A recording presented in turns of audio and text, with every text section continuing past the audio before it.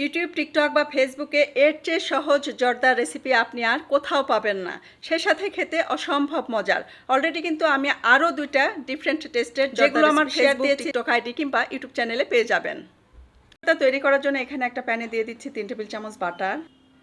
এখানে আছে 2 টেবিল চামচ কিশমিশ, 2 টেবিল চামচ কাজু বাদাম, 2 টেবিল চামচ কাঠবাদাম।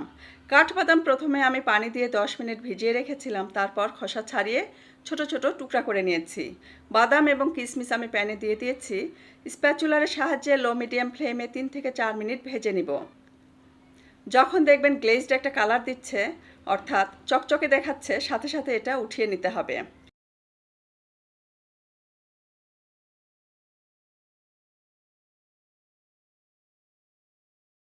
একই প্যানে যেহেতু বাটার আছে, তাই এর ভেতরে আমি দিয়ে দিচ্ছি 1/3 কাপ গুঁড়া দুধ।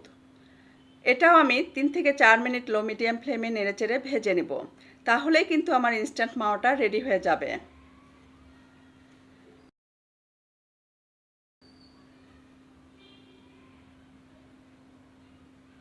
এখানে প্যানে দিয়েছি 4 কাপ পানি। দিয়ে দিচ্ছি ইয়েলো ফুড কালার হাফ চা চামচ।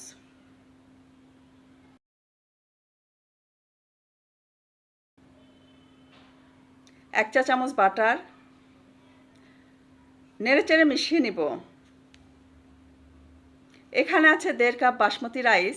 খুব সুন্দর করে কয়েকবার পানি দিয়ে ধুয়ে স্ট্রেনারে রেখে দিয়েছি পানি ঝরানোর জন্য।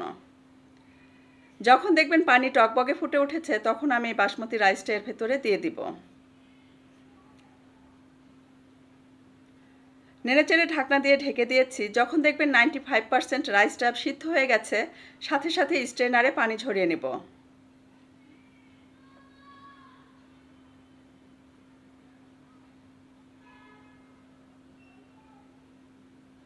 প্যানে দিয়ে দিচ্ছি 3 টেবিল চামচ বাটার,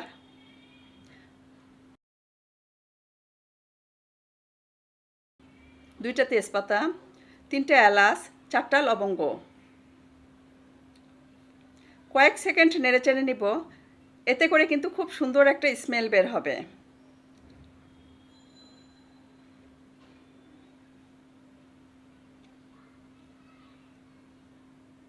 দিয়ে দিচ্ছি 1 কাপ চিনি,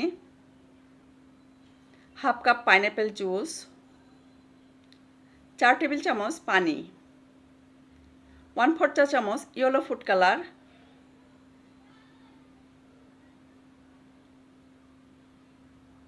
1/4 চা চামচ পাইনঅ্যাপেল এসেন্স,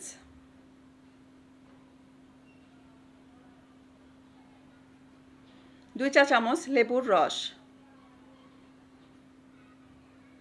যখন দেখবেন টকবগে ফুটে উঠেছে, তখন আমি এর ভেতরে দিয়ে দিব 95% সিদ্ধ করে রাখা সেই রাইস।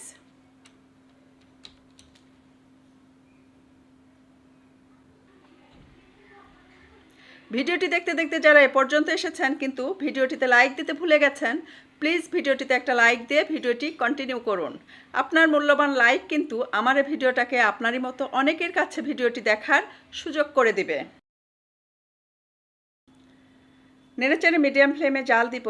যখন দেখবেন পানি কমে গেছে, তখন কিন্তু সাথে সাথেই ঢাকনা দিয়ে ঢেকে দিব আর চুলার ফ্লেমটা লো করে দিব 10 মিনিটের জন্য।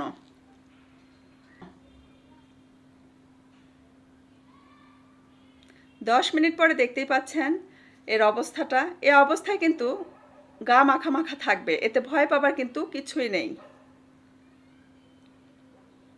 ইনস্ট্যান্ট মাওয়া দেওয়ার সাথে সাথে কিন্তু এটা ঠিক হয়ে যাবে। দিয়ে দিচ্ছি ভেজে রাখা বাদাম আর কিশমিশ।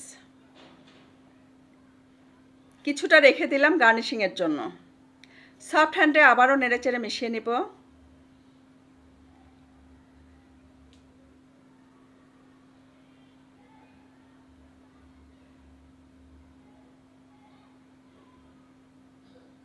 লো ফ্লেমে আবারও 5 থেকে 7 মিনিট এটাকে রেখে দিব।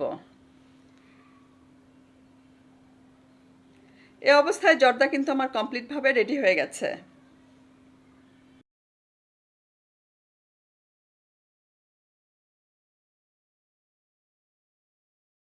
অলরেডি কিন্তু আমি আমার চ্যানেলে অরেঞ্জ জুস দিয়ে তৈরি করা জর্দার একটা ভিডিও আপলোড দিয়েছি। ডেসক্রিপশন বক্সের লিঙ্ক আমি দিয়ে দিব, চাইলে দেখে নিতে পারেন।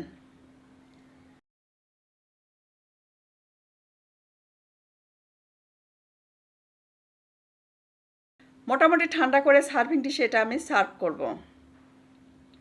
দিয়ে দিচ্ছি জর্দা,